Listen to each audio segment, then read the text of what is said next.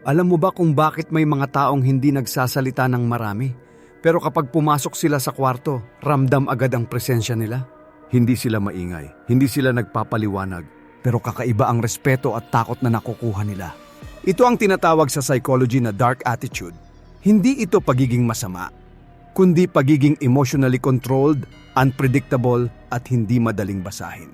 Sa mundo kung saan karamihan ay over-explaining, overreacting at oversharing, ang taong marunong manahimik at magpigil ang kadalasang may tunay na kapangyarihan. Sa video na ito, aalamin natin ang sikolohiya sa likod ng dark attitude. Bakit ito nakaka-attract, bakit ito nakaka-intimidate, at bakit hindi ito kayang i-manipulate ng iba. Bago tayo magsimula, kung gusto mo ng mga ganitong topic tungkol sa human psychology, emotions at behavior, huwag mong kalimutang mag-subscribe dito sa ating channel para lagi kang updated sa mga bagong kaalamang ibabahagi ko. 1. Ang lihim na kapangyarihan ng dark attitude. May kilala ka bang tao na hindi naman pala salita, pero kapag nagsalita siya, lahat nakikinig? Hindi siya pala post, hindi siya pala explain, pero bihira mo siyang makitang binabastos o minamaliit. Hindi iyon aksidente. Sa psychology, may konsepto na mas kakaunti ang ipinapakita mo, mas maraming projection ang ginagawa ng tao tungkol sa'yo. Kapag hindi ka madaling basahin, napipilitan ng iba na mag-isip. At kapag nag-iisip sila tungkol sa'yo, tumataas ang perceived value mo sa paningin nila. Ang tinatawag na dark attitude ay hindi pagiging masama. Hindi ito pananakot. Hindi ito pagiging suplado ng walang dahilan. Ito ay emotional control. Ito ay disiplina sa reaksyon. Ito ay kakayahang hindi ibigay agad ang emosyon mo sa kahit sinong gustong pumukaw nito. Kapag may nag-provoke sa'yo at hindi ka agad nag-react, nagkakaroon ng psychological imbalance. Inaasahan nilang may makuha silang reaksyon. Kapag wala, nawawala ang power nila. Doon nagsisimula ang respeto. Isa sa lihim na kapangyarihan ng dark attitude ay unpredictability. Ang taong predictable ay madaling manipulahin. Kapag alam ng tao kung paano ka magagalit, paano ka masasaktan, o paano ka mapapasaya, madali kang kontrolin. Pero kapag hindi nila alam kung ano ang susunod mong gagawin, mas nag-iingat sila. May isa pang dahilan kung bakit ito malakas. Sa social psychology, mas mataas ang value ng bagay na hindi madaling makuha. Kapag hindi ka laging available, hindi ka laging sumasagot agad, at hindi ka laging nagpapaliwanag, nagkakaroon ng sense of scarcity, at ang scarcity ay nagdadagdag ng halaga. Ang dark attitude ay marunong pumili ng laban. Hindi lahat pinapatulan, hindi lahat kinokorek, hindi lahat pinapansin. Dahil alam niya, ang atensyon ay currency at hindi niya ito ibinibigay kung kanino-kanino lang. Pero tandaan, may manipis na linya sa pagitan ng emotional control at pagiging emotionally detached. Ang tunay na kapangyarihan ay hindi sa pagiging malamig, kundi sa pagiging kalmado kahit may dahilan para mag-init ang ulo. Hindi ito kawalan ng emosyon. Ito ay mastery ng emosyon. Ang lihim na kapangyarihan ng dark attitude ay hindi tungkol sa pagpapakita na mas matapang ka. Ito ay tungkol sa pagpapakita na hindi ka madaling galawin. At sa mundong puno ng impulsive na reaksyon, ang taong marunong magpigil ang kadalasang may tunay na kontrol. 2. Bakit mas nirerespeto ang tahimik pero delikado? Napansin mo ba na sa isang grupo, hindi naman yung pinakamaingay ang pinaka-nirerespeto? Kadalasan, yung tahimik, yung hindi pala salita, yung parang may lalim na hindi mo agad mabasa. May dahilan kung bakit ganito. Sa psychology, may tinatawag na uncertainty effect. Kapag hindi sigurado ang tao kung ano ang kaya mong gawin, mas nagiging maingat sila sa pakikitungo sa'yo. Ang tahimik na tao ay hindi agad nagbibigay ng impormasyon tungkol sa kanyang limitasyon, emosyon o kakayahan. Dahil dito, mas mahirap siyang tantiyahin. At kapag mahirap kang tantiyahin, mas mataas ang perceived threat at perceived competence mo sa isip ng iba. Ang maingay na tao, kadalasan na ilalabas agad ang galit, inis o plano. Ibig sabihin, alam ng iba kung paano siya ihahandle. Pero ang tahimik pero delikado, hindi mo alam kung kailan siya kikilos. Hindi mo alam kung hanggang saan ang pasensya niya. At ang hindi mo alam ang mas kinakatakutan ng tao. May isa pang psychological factor dito. Ang taong hindi agad nagre-react ay nagmumukhang may mataas na self-control. At ang self-control ay subconsciously inuugnay sa power. Sa isip ng tao, ang may control sa sarili ay mas may control din sa sitwasyon. Kaya kapag may komprontasyon at ang isang tao ay nananatiling kalmado, habang ang iba ay nagiging emosyonal, natural na mas bumababa ang kredibilidad ng masyadong reactive. Ang tahimik na kalmado ang nagmumukhang mas may bigat, pero hindi ito tungkol sa pagpapanggap na malamig. Ang tahimik pero delikado ay hindi laging galit o puno ng sama ng loob. Sa totoo lang, madalas silang strategic. Pinipili nila kung kailan magsasalita. Pinipili nila kung kailan gagalaw. At kapag kumilos sila, sigurado at direkta. May respeto na nanggagaling sa unpredictability. Hindi ka nila kayang maliitin dahil hindi nila alam kung anong meron ka. Hindi ka nila basta tina-target dahil hindi nila sigurado kung ano ang magiging kapalit. Ang dahilan kung bakit mas nirerespeto ang tahimik pero delikado ay simple. Sa mundong puno ng ingay at sobra-sobrang salita, ang taong marunong manahimik, mag-obserba, at kumilos sa tamang oras ang tunay na may kontrol. At ang kontrol ang pinakaugat ng respeto. 3. Dark attitude na hindi ma-intimidate. May mga tao na kahit gaano kalakas ang boses ng kaharap nila, hindi natitinag.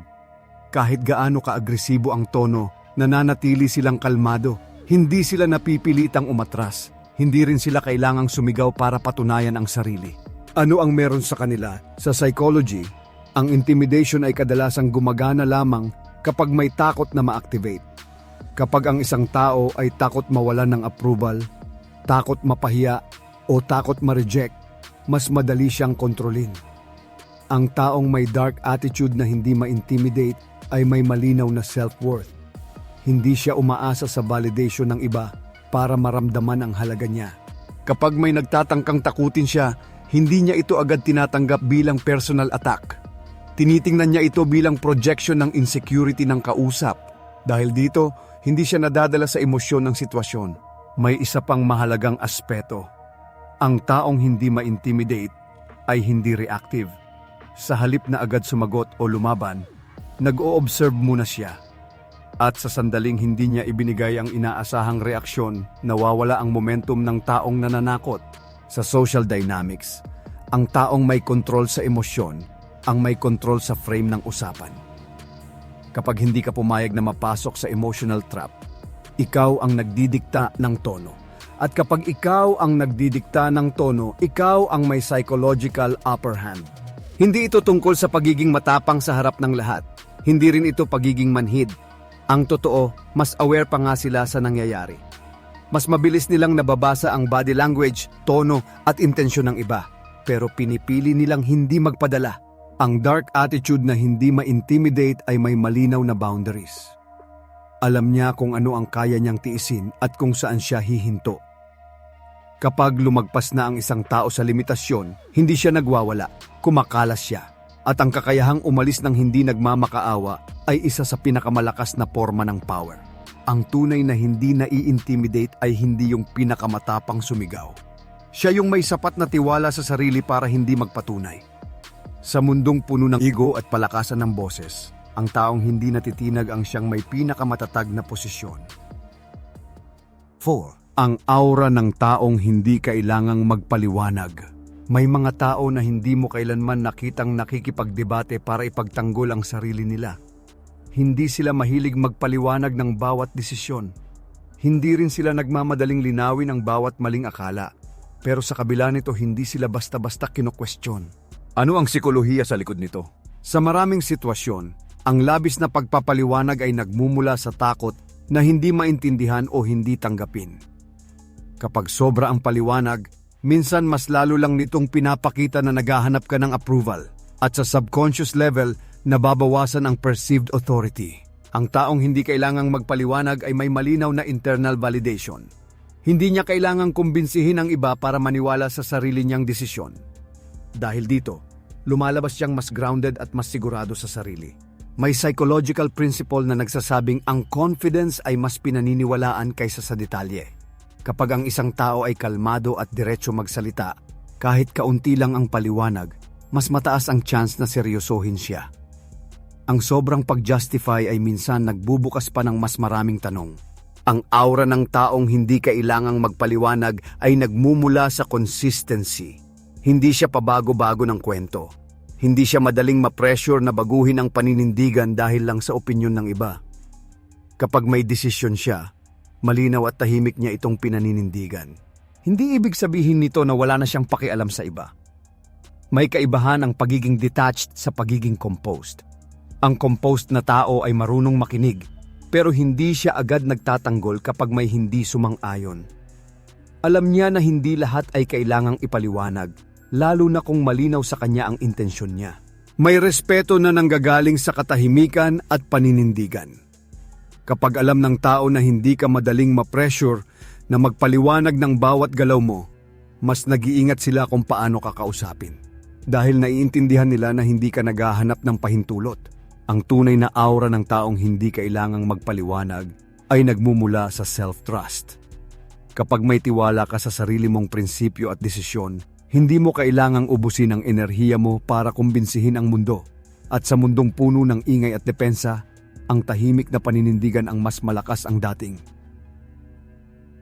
5. Bakit nakakatakot ang taong walang reaksyon? May mga tao na kapag inasar mo hindi umiimik. Kapag sinubukan mong galitin, hindi nagbabago ang ekspresyon. Kapag may drama sa paligid, parang hindi sila naaapektuhan. At sa halip na isipin mong mahina sila, mas lalo kang nagiging maingat. Bakit ganito ang epekto ng taong walang reaksyon? Sa psychology, karamihan ng social interaction ay nakabase sa feedback. Kapag may sinabi ka, umaasa ka ng emosyon. Kapag may ginawa ka, inaasahan mong may tugon. Ang reaksyon ang nagsisilbing kumpirmasyon na may epekto ka. Kapag walang reaksyon, nawawala ang kumpirmasyon na iyon.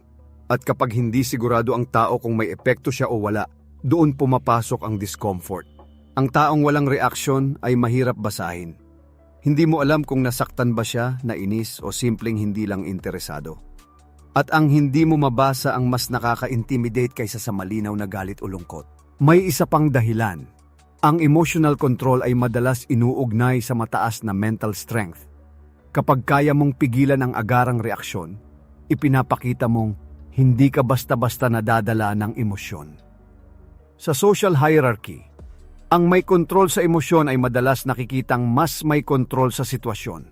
Pero mahalagang linawin na ang pagiging walang reaksyon ay hindi pagiging manhid. Hindi ito kawalan ng pakialam. Ito ay kakayahang pumili kung kailan at kanino mo ibibigay ang emosyon mo. May mga taong ginagamit ang provocation para makakuha ng power. Kapag nagalit ka, nakuha nila ang gusto nila. Kapag na-trigger ka, hawak nila ang atensyon mo. Pero kapag nanatili kang kalmado at hindi nagbigay ng inaasahang reaksyon, nawawala ang leverage nila. Sa ganitong sitwasyon, ang tahimik na presensya ay nagiging mas mabigat kaysa sa malakas na boses. Hindi dahil sa takot na may gagawin agad, kundi dahil hindi malinaw kung ano ang kaya niyang gawin kapag napuno. Ang dahilan kung bakit nakakatakot ang taong walang reaksyon ay dahil hindi siya predictable. At sa mundo ng psychology, ang unpredictability ay laging may kasamang kapangyarihan. Kapag hindi ka nila kayang galawin sa simpleng salita o aksyon, mas nagiging maingat sila. At ang pag-iingat ng iba ay isang anyo ng respeto. 6. Ang power ng controlled cold personality. May mga tao na hindi mo agad matawag na friendly, pero hindi mo rin matawag na masama. Hindi sila sobra makipagbiruan. Hindi sila laging naka-smile, pero kapag nagsalita sila may bigat. Kapag nagdesisyon sila, sinusunod. Ito ang tinatawag na controlled cold personality. Sa psychology, ang pagiging masyadong expressive ay nagbibigay ng maraming impormasyon sa iba. Nakikita agad ang mood mo, kahinaan mo, at kung paano kanila mapapakiusapan. Pero ang taong marunong mag-regulate ng emosyon at hindi basta nagpapakita ng reaksyon ay mas mahirap impluwensyahan. Ang pagiging controlled ay nangangahulugang may awareness ka sa nararamdaman mo pero hindi ka pinapatakbo nito. Ang pagiging cold naman sa kontekstong ito ay hindi kawalan ng puso. Ito ay kakayahang hindi gawing sentro ng bawat desisyon ng emosyon. Kapag ang isang tao ay hindi agad naaapektuhan ng pressure, drama o pananakot, tumataas ang kanyang perceived authority. Sa social dynamics, ang pinakakalmado sa gitna ng kaguluhan ang madalas nagmumukhang pinakamay kontrol.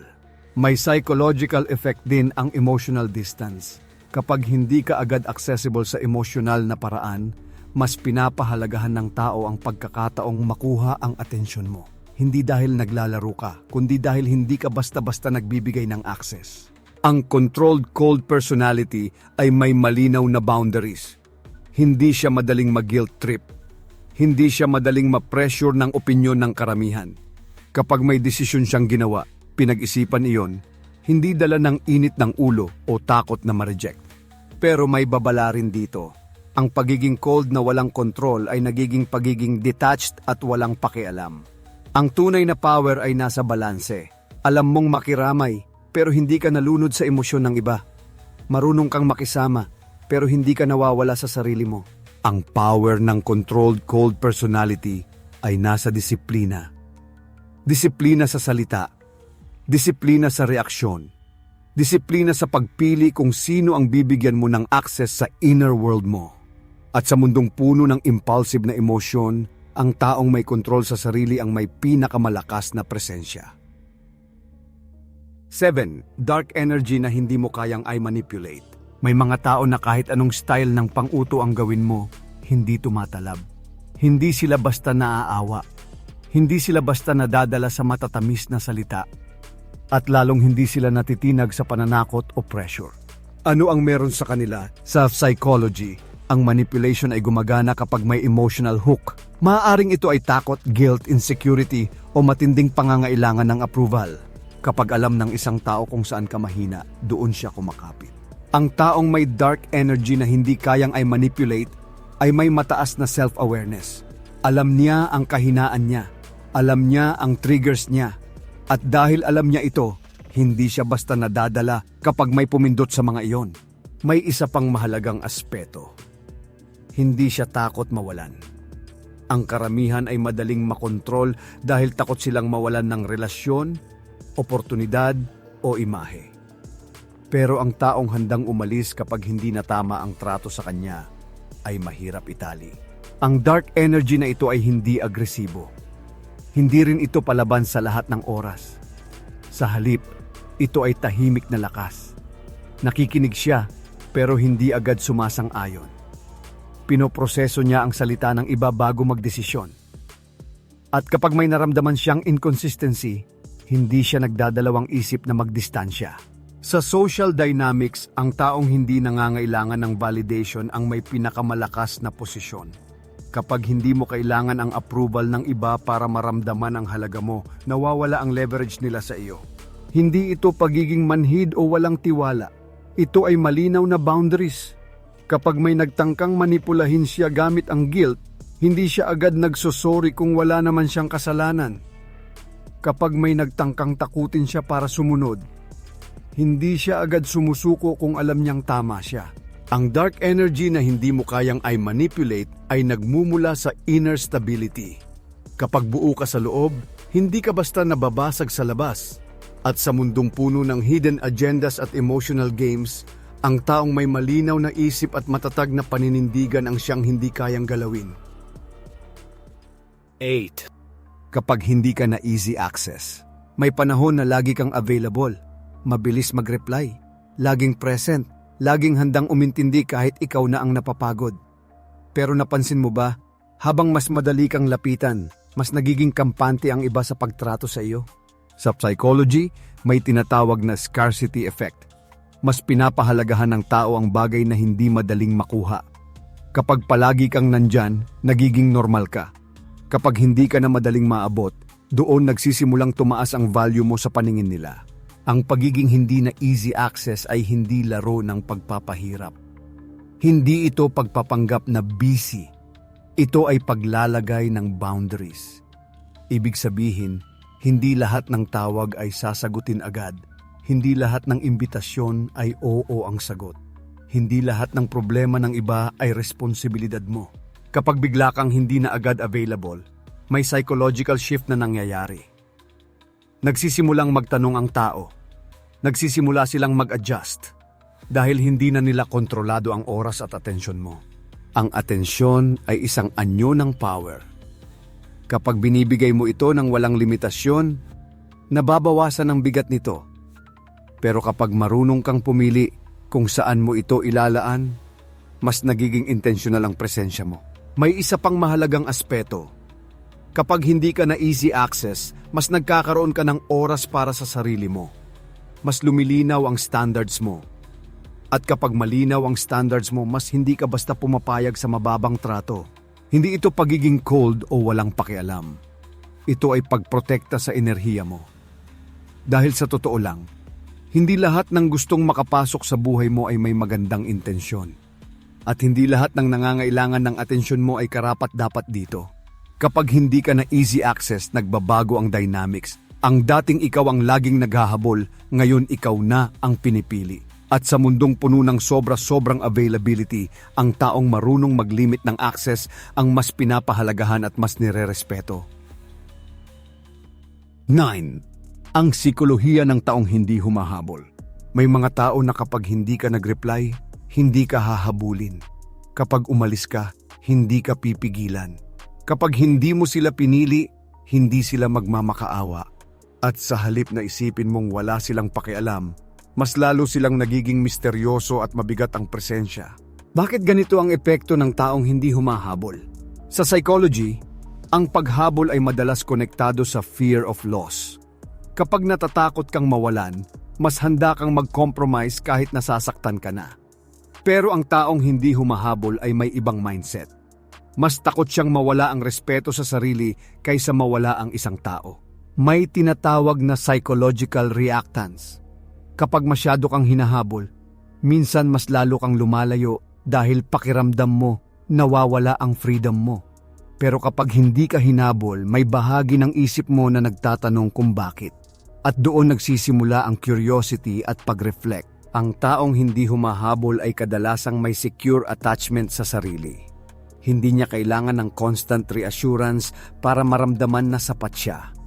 Alam niyang kung para sa kanya ang isang tao o oportunidad, hindi ito kailangang pilitin. May power sa kakayahang mag-let go ng tahimik. Hindi ito pride. Hindi rin ito pagpapanggap na hindi nasasaktan. Ito ay pag-unawa na hindi lahat ng bagay ay kontrolado mo at hindi lahat ng umaalis ay dapat pigilan. Sa social dynamics, ang taong hindi nagmamakaawa ay mas mataas ang perceived value. Kapag hindi ka desperado, mas nagiging malinaw na may options ka. At ang taong may options ay mas nirerespeto kaysa sa taong kumakapit kahit hindi na tama ang trato sa kanya. Ang hindi paghabol ay may kasamang disiplina. Disiplina na pigilan ang sarili sa pag-message ng paulit-ulit. Disiplina na hindi ipilit ang sarili sa taong malamig na ang pakikitungo. Disiplina na tanggapin ang sitwasyon kahit hindi ito pabor sa iyo. Ang sikolohiya ng taong hindi humahabol ay umiikot sa self-worth. Kapag alam mong buo ka kahit mag-isa, hindi mo kailangang patunayan ang halaga mo sa pamamagitan ng paghabol. At sa mundong puno ng habulan at desperasyon, ang taong marunong umalis ng may dignidad ang mas nag-iiwan ng malakas na epekto. 10. Tahimik, pero may lalim. The dark mindset. May mga tao na hindi mo agad mapapansin sa umpisa. Hindi sila maingay. Hindi sila mahilig magbida. Pero habang tumatagal, napapansin mong iba ang paraan nila mag-isip. Mas malalim, mas tahimik, mas kalkulado. Ito ang tinatawag na dark mindset. Ang pagiging tahimik ay madalas na pagkakamalang kahinaan. Pero sa psychology, ang taong mas maraming inoobserbahan kaysa sinasabi ay mas maraming impormasyon ang hawak. Habang ang iba ay abala sa pagpapakita ng sarili, siya ay abala sa pag-aaral ng galaw, tono at intensyon ng mga tao sa paligid. Ang may lalim mag-isip ay hindi agad nagbibigay ng opinyon. Pinoproseso muna niya ang sitwasyon. Tinitimbang ang posibleng resulta. Dahil dito, mas bihira siyang magkamali sa desisyon na dala lang ng emosyon. May kapangyarihan sa pagiging reserved. Kapag hindi mo ibinubuhos agad ang lahat tungkol sa sarili mo, nananatili ang sense of mystery. At sa social dynamics, ang misteryo ay nagdadagdag ng interes at respeto. Ang dark mindset ay hindi negatibo. Hindi ito pagiging pessimistic o laging may masamang iniisip. Ito ay pagiging realistic. Nakikita niya ang mabuti, pero hindi siya bulag sa posibilidad ng masama. Kaya handa siya. Hindi siya madaling ma-shock o ma-disappoint dahil hindi siya umaasa ng walang basehan. Isa pa sa katangian nito ay emotional discipline. Kahit may nararamdaman siyang matindi, hindi niya agad ito ipinapakita. Hindi dahil wala siyang pakialam, kundi dahil alam niyang hindi lahat ng emosyon ay kailangang i-display. Ang tahimik pero may lalim ay may panloob na lakas. Hindi niya kailangang patunayan ang talino o tapang niya sa salita. Lumalabas ito sa paraan ng kanyang pagdedesisyon, sa kalidad ng kanyang kilos, at sa konsistensi ng kanyang prinsipyo. Sa mundong puno ng ingay at mabilisang reaksyon, ang taong may dark mindset ang madalas na huling nagsasalita. Pero kapag nagsalita siya, may bigat. At ang bigat na iyon ay galing sa lalim ng pag-unawa, hindi sa lakas ng boses. Sa huli, ang tunay na dark attitude ay hindi tungkol sa pananakot, pagiging malamig o paglalayo ng loob. Ito ay tungkol sa kontrol. Kontrol sa emosyon. Kontrol sa reaksyon. Kontrol sa kung sino ang bibigyan mo ng access sa isip at enerhiya mo. Sa mundong puno ng ingay, drama at impulsive na galaw, ang taong may lalim at disiplina ang mas nagtatagal. Hindi siya madaling mamanipulate. Hindi siya madaling ma-intimidate. At hindi siya basta-basta natitinag. Ang tanong ngayon, ikaw ba ay reactive o ikaw ang may control? Kung gusto mo pang matutunan ang mga ganitong psychology insights tungkol sa human behavior at personal development, mag-subscribe ka na at i-turn on ang notification bell para lagi kang updated sa mga bagong episode dito sa ating channel.